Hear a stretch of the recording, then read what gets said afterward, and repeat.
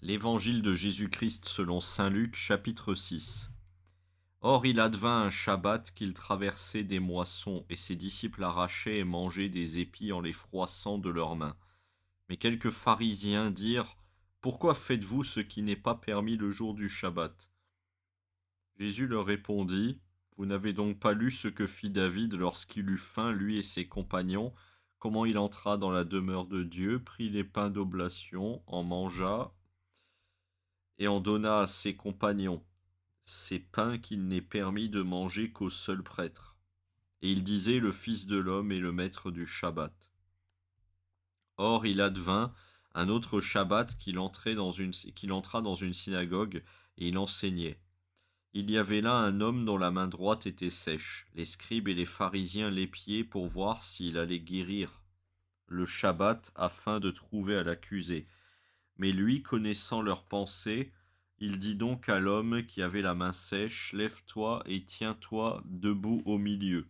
Il se leva et se tint debout.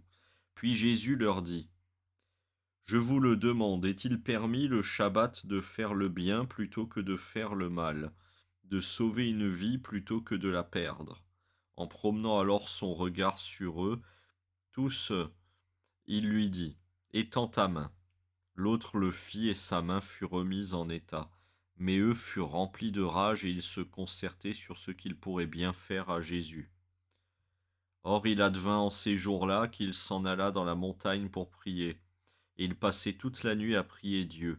Lorsqu'il fit jour, il appela ses disciples, et il en choisit 12, qu'il nomma apôtres: Simon, qu'il nomma Pierre, André son frère, Jacques, Jean, Philippe, Barthélemy, Matthieu, Thomas, Jacques fils d'Alphée, Simon appelé le Zélote, Judas fils de Jacques, et Judas Iscariote, qui devint un traître.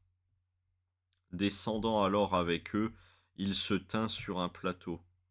Il y avait là une foule nombreuse de ses disciples, et une grande multitude de gens qui de toute la Judée et de Jérusalem et du littoral de Tyr et de Sidon étaient venus pour l'entendre et se faire guérir de leur maladie. Ceux qui me tourm- ceux que tourmentaient des esprits impurs étaient guéris, et toute la foule cherchait à le toucher, parce qu'une force sortait de lui et les guérissait tous. Et lui, levant les yeux sur ses disciples, disait: Heureux vous les pauvres, car le royaume de Dieu est à vous. Heureux vous qui avez faim maintenant, car vous serez rassasiés.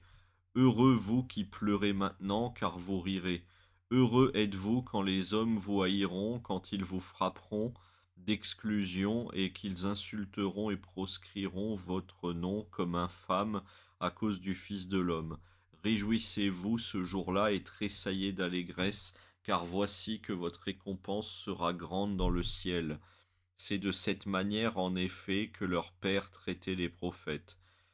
Mais malheur êtes-vous les riches, car vous avez votre consolation. Malheur êtes-vous qui êtes repus maintenant, car vous aurez faim. Malheureux vous qui riez maintenant, car vous connaîtrez le deuil et les larmes. Malheureux lorsque les hommes diront du bien de vous. C'est de cette manière, en effet, que leur Père traitait les faux prophètes. Mais je vous le dis à vous qui m'écoutez: aimez vos ennemis, faites du bien à ceux qui vous haïssent, bénissez ceux qui vous maudissent, priez pour ceux qui vous diffament. À qui te frappe sur une joue, présente encore l'autre. À qui t'enlève ton manteau, ne refuse pas ta tunique. À quiconque te demande, donne, et à qui t'enlève ton bien, ne le réclame pas. Ce que vous voulez que les hommes fassent pour vous, faites-le vous pareillement pour eux. Que si vous aimez ceux qui vous aiment, quel gré vous en saura-t-on? Car même les pécheurs aiment ceux qui les aiment. Et si vous faites du bien à ceux qui vous en font, quel gré vous en saura-t-on? Même les pécheurs en font autant. Et si vous prêtez à ceux dont vous espérez recevoir, quel gré vous en saura-t-on? Même des pécheurs prêtent à des pécheurs afin de recevoir l'équivalent. Au contraire, aimez vos ennemis, faites du bien et prêtez sans rien attendre en retour. Votre récompense alors sera grande et vous serez les fils du Très-Haut, car il est bon, lui, pour les ingrats et les méchants. Montrez-vous compatissant comme votre Père est compatissant. Ne jugez pas et vous ne serez pas jugés. Ne condamnez pas et vous ne serez pas condamnés. Remettez et il vous sera remis. Donnez et l'on vous donnera. C'est une bonne mesure, tassée, secouée, débordante qu'on versera dans votre sein. Car de la mesure dont vous mesurez, on mesurera pour vous en retour.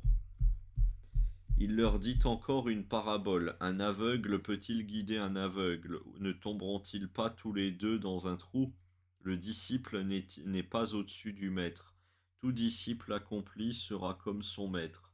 Qu'as-tu à regarder la paille qui est dans l'œil de ton frère, et la poutre qui est dans ton œil à toi? Tu ne la remarques pas? Comment peux-tu dire à ton frère, frère, laisse-moi ôter la paille qui est dans ton œil, toi qui ne vois pas la poutre qui est dans ton œil? Hypocrite, ôte d'abord la poutre de ton œil, et alors tu verras la claire pour ôter la paille qui est dans l'œil de ton frère. Il n'y a pas de bon arbre qui produise un fruit gâté, ni inversement d'arbre gâté qui produise un bon fruit. Chaque arbre en effet se reconnaît à son propre fruit. On ne cueille pas de figues sur des épines, on ne vendange pas non plus de raisins sur des ronces. L'homme bon, du bon trésor de son cœur, tire ce qui est bon, et celui qui est mauvais, de son mauvais fond, tire ce qui est mauvais, car c'est du trop-plein du cœur que parle sa bouche. Pourquoi m'appelez-vous Seigneur, Seigneur, et ne faites-vous pas ce que je dis? Quiconque vient à moi, écoute mes paroles et les met en pratique, je vais vous montrer à qui il est comparable. Il est comparable à un homme qui, bâtissant une maison, creusait profond et posait les fondations sur le roc. La crue survenant, le torrent s'est rué sur cette maison, mais il n'a pu l'ébranler parce qu'elle était bien bâtie. Mais celui au contraire qui a écouté et n'a pas mis en pratique est comparable à un homme qui aurait bâti sa maison à même le sol sans fondation. Le torrent s'est rué sur elle et aussitôt elle s'est écroulée. Et le désastre survenu à cette maison a été grand.